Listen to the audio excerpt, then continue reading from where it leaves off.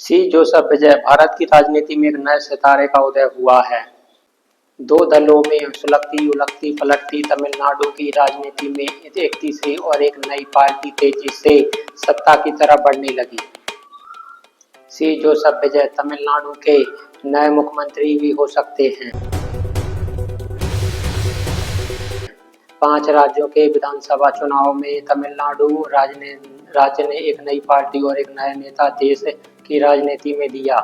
रुझानों की हालत देखकर लगने लगा कि सी जोसेफ विजय ही मुख्यमंत्री बनेंगी। जिस विजय की फिल्म जननायक को रिलीज से रोका गया, वही विजय मुख्यमंत्री बनने की तरफ बढ़ रहे हैं। जननायक तो रिलीज नहीं हुई, लेकिन इस फिल्म का ट्रेलर जब रिलीज हुआ तो विजय दो ही बातें कहते ही नजर आए। दोनों बातें लोगों में ठहर गई। विजय कह रहे हैं कि मैं आ रहा हूं और वापस जाने का इरादा नहीं है। 2024 में तमिलनाडु वित्त कड़गम टीवी का गठन हुआ और 2 साल के भीतर यह पार्टी तमिलनाडु में सरकार बनाने की तरफ बढ़ रही है। 33 साल से विजय तमिलनाडु में फिल्में जमे जमाए अभिनेता है, सुपरस्टार माने जाते हैं। 51 साल की उम्र में राजनीति में फिल्म छोड़कर आ जाते हैं, पार्टी बनाते हैं और अब मुख्यमंत्री बनने के सबसे बड़े दावेदार हो। अपनी रैलियों में विजय बोला करते थे कि अपने करियर की सबसे बड़े कामयाब की समय पर वह छोड़कर राजनीति में आ रहे हैं, यानी कि अपना सब कुछ छोड़कर जनता के बीच एक नई सेवा करने के लिए आ रहे हैं। विजय ने होलोग्राम का इस्तेमाल किया। कई लोग भूल गए होंगे, लेकिन 2024 में प्रधानमंत्री मोदी ने भी होलोग्राम का पहली बार इस्तेमाल किया था। जहां कहीं नहीं जा सके, वहां होलोग्राम के जरिए लोगों के बीच पहुंचे थे। बाद में प्रधानमंत्री मोदी के चुनावी अभियान में होलोग्राम का जिक्र सुनाई देने बंद हो गया। शायद उन्होंने छोड़ भी दिया, लेकिन तमिलनाडु के गांव में होलोग्राम का बहुत क्रेज हो गया। होलोग्राम के अलावा विजय ने बॉडी डबल का भी इस्तेमाल किया। फिल्मों में कई बार फाइट सीन में फिल्म स्टार खुद नहीं होते हैं, उनकी जगह उनके डबल रोल में जो होता है, उसका जो डबल होता है वो जोखिम उठाता है और कहीं से छलांग लगाता है। इसे ही बॉडी डबल कहते हैं। विजय ने अपने सभी बॉडी डबल के प्रचार में उतार दिया। लोगों को लगा कि विजय ही उनके बीच आ गए हैं। लोग उन्हें गले लगाने लगे। कपड़ों की दुकानों पर आपने मैनिकिन देखी होगी। विजय ने इसका भी इस्तेमाल किया अपनी मैनिकिन बनाने के लिए। विजय का चुनाव चिन्ह सीटी है। जैसे ही गांव में होलोग्राम ऑन होता था, विजय की आवाज आने लग जाती थी कि आप सीटी बजाने के लिए तैयार हैं। जवाब में लोग सीटियां बजाने लग जाते थे और सीटी बजाने तमिलनाडु की चुनावी राजनीति में एक नई घटना बनने लगी थी। विजय ने लोगों से अपील भी की कि अपने घरों के बाहर जो अल्पना आप बना रहे हो उसको सीटी की तरह बनाएं। लोग घर के बाहर सीटी बनाने लगे। बच्चों से विजय कहने लगे, मम्मी पापा के काम में सीटी बजाओ जब तक वो वोट नहीं करते। उसी की रील बनने लगी और सोशल मीडिया पे छा गई। विजय यूनिफॉर्म लोकप्रिय हो गया। सफेद शर्ट और हल्की खाकी पैंट लोग पहनने लगे और जो लोग पहनकर निकलता था तो उसे विजय के सपोर्टर के रूप में देखा जाने लगा। यानी कि उनका विचार, उनका प्रचार हर तरफ हर जगह पर दिखाई देने लगा। चुनाव जीतने से पहले विजय तमिलनाडु की जीवन शैली से जुड़े कई चीजों का हिस्सा बन गए। विजय ने कई बार कहा कि हम केवल सड़क के जरिए रोड शो नहीं कर रहे, प्रचार नहीं कर रहे, बल्कि हम प्रचार को ही आंदोलन में बदल रहे हैं। 2 साल से कम समय में उन्होंने ये चमत्कार कर दिखाया। विजय ने प्रचार में रोबोट का भी इस्तेमाल किया। यह रोबोट पार्टी के कपड़े पहनकर कार्यकर्ताओं की तरह दिखाई देने लगा। लोग इसके साथ भी सेल्फी खिंचाने लगे। चुनावी प्रचार के जरिए जो गाना बनाया विजय ने, उसे यूट्यूब पर 8 करोड़ से भी ज्यादा व्यूज है। तमिलनाडु में एम करुणानिधि और जयललिता फिल्मों से आए, लेकिन वो बात पुरानी हो गई है। विजय भी फिल्म स्टार हैं और आज की पीढ़ी विजय की फिल्मों से खुद को ज्यादा जोड़ती है। करुणानिधि का इतिहास थोड़ा अलग है। वह राजनीति भी करते थे, फिल्मों में काम भी करते थे, लेकिन विजय ने कहा कि वो फिल्मों का करियर दांव पर लगाकर सब कुछ छोड़कर जनता की सेवा करना आ रहे हैं। जनता ने उनमें एक नया नायक देखा जो उनके लिए अपना सब कुछ छोड़ना चाहता है। हैरानी की बात यह है कि चुनाव बीत गए, विजय को ईडी, सीबीआई, आईटी ने घेरा नहीं।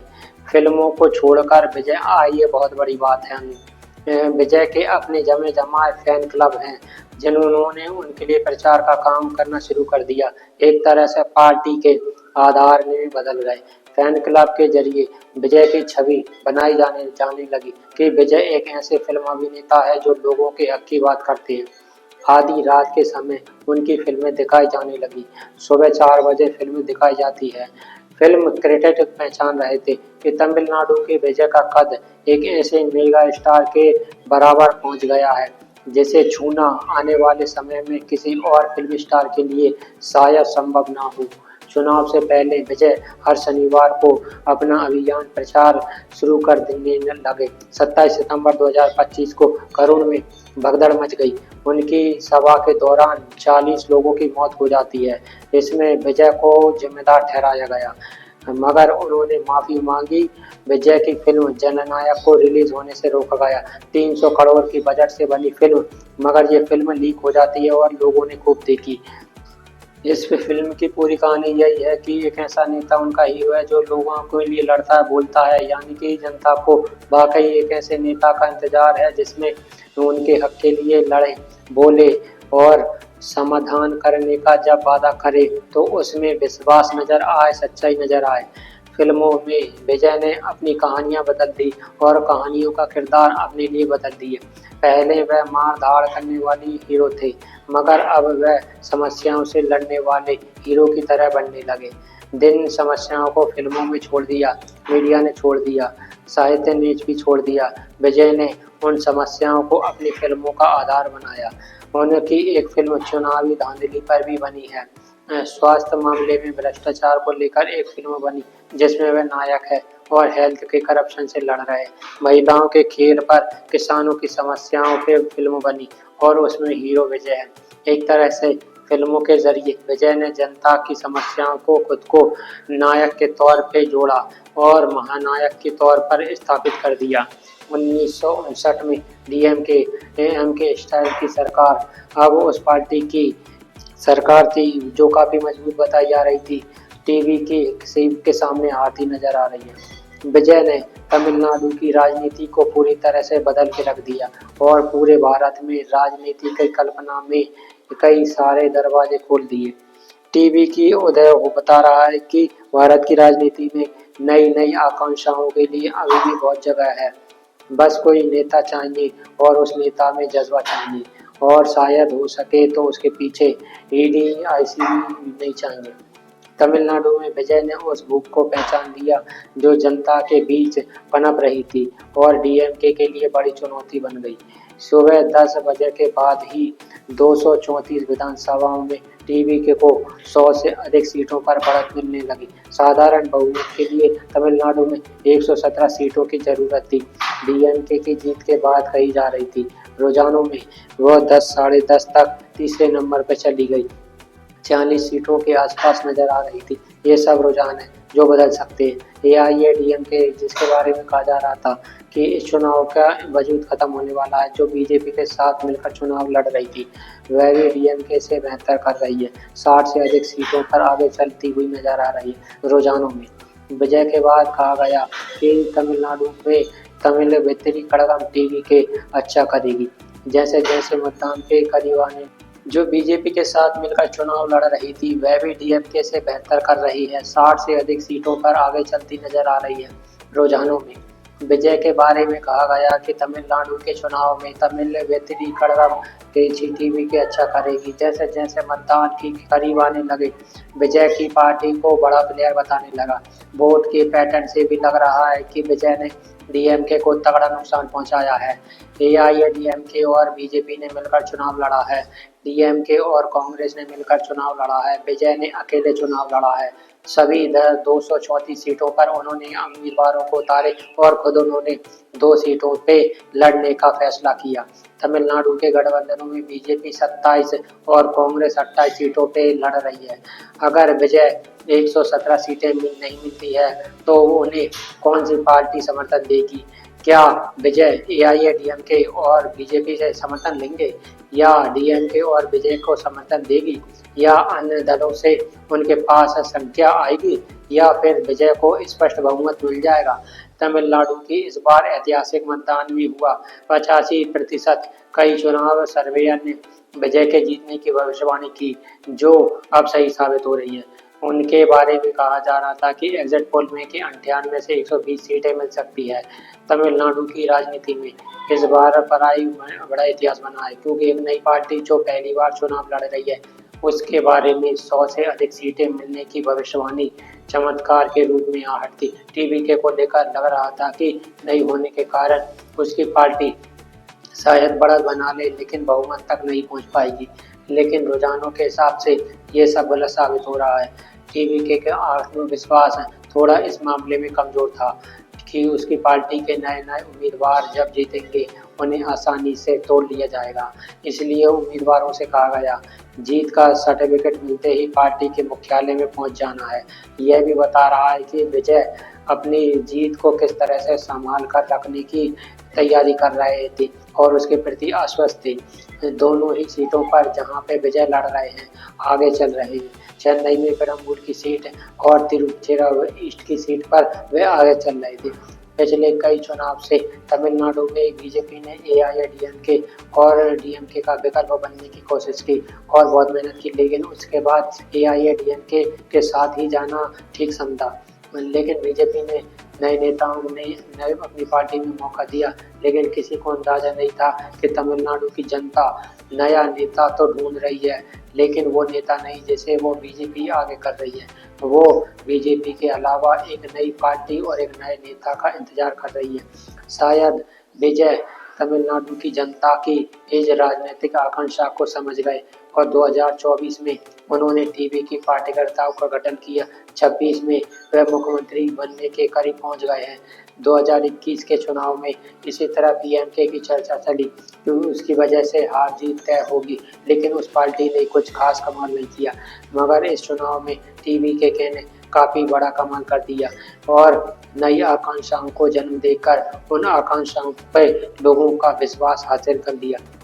तमिलनाडु की राजनीति पर नजर रखने वालों को दिखने लगा कि विजय को लेकर राज्य में क्रेज बढ़ रहा है, लेकिन कोई आश्वस्त नहीं था कि 50-60 साल की जमी जमाई पार्टी के सामने 2 साल पुरानी पार्टी इस तरह से टक्कर देगी। शायद लोग आंध्र प्रदेश में एनटीआर का इतिहास भूल गए या भारत में और भी जगहों पर नई पार्टी के इतिहास में से बहुत आगे दूर निकल गए और उन्हें अब जीत और हार सत्ताधारी पार्टियों में नजर आती है।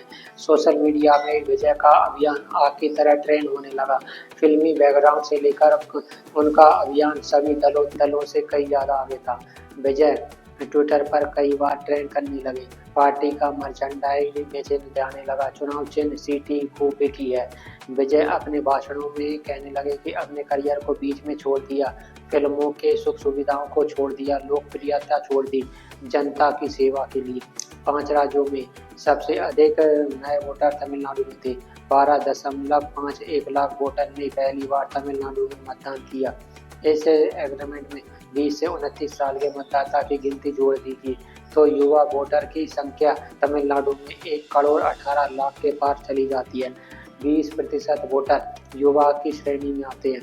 इस समूह के बारे में कहा जाता है कि ये दोनों ट्रेवनियन पार्टी से दूर हो चुके हैं। उन्हें विजय में बदलाव की उम्मीद दिखाई दे रही है। ये भी बड़ी बात है कि बीजेपी इनकी उम्मीद पर खरी नहीं उतरना चाहती थी, लेकिन तमिलनाडु के युवाओं ने अपनी राज्य और अपने नेताओं पर ही भरोसा किया और एक नई पार्टी को मौका दिया है। युवाओं के अलावा एक टीवी के बारे में कहा जाता है कि महिलाओं पर भी खास फोकस किया गया है। विजय ने बहुत सारी महिलाओं के लिए वादे किए। 2,500 महीना देने का वादा किया। पहले 1,000 दिया जाता था, अब उसे बढ़ाकर 2,500 कर दिया। उसे साल में 6 गैस सिलेंडर देने का फ्री वादा किया। शादी के लिए सोना और साड़ी देने का वादा किया। 12वीं से लेकर पीएचडी तक 25 लाख का लोन देने का वादा किया। नॉन कोलैटरल मछुआरों के लिए उन्होंने पहली बार एमएसपी की घोषणा की है। 8 प्रकार की मछलियों के लिए एमएसपी का वादा नया बताया जा रहा है। जब मछलियां पकड़ने पर रोक लगी होती है, उन दिनों मछुआरों की कमाई बंद हो जाती है। उनके लिए विजय ने 27,000 रुपए की आर्थिक मदद का वादा किया है। सब्सिडी पर डीजल देने का वादा किया, लेकिन ईरान के कारण हालात बदल गए। क्या विजय ऐसा कर पाने की स्थिति में होंगे? एक तरह से देखो तो राज्य में डीएमके सरकार और केंद्र में नरेंद्र मोदी की सरकार के कारण तमिलनाडु की जनता दिन आर्थिक चुनौतियों का सामना कर रही थी। उस पर कई तरह के आर्थिक दबाव थे। उन्हें विजय ने सही समय पर पहचाना और अपने वादे उसी के अनुसार किए। विजय के वादों से लगता है उन्होंने बाकी दलों से उधार भी लिए हैं। चुनाव प्रचार में भी बाकी दलों की नकल की है, लेकिन उन्हीं बातों को नए स्केल पर, नए चेहरे के साथ, नई ऊर्जा और नए प्रयोग के साथ उन्होंने आगे बढ़ाया और राज्य में छा गए। तमिलनाडु की राजनीति में नए स्टार का, नए नेता का उदय हुआ है। उन्हीं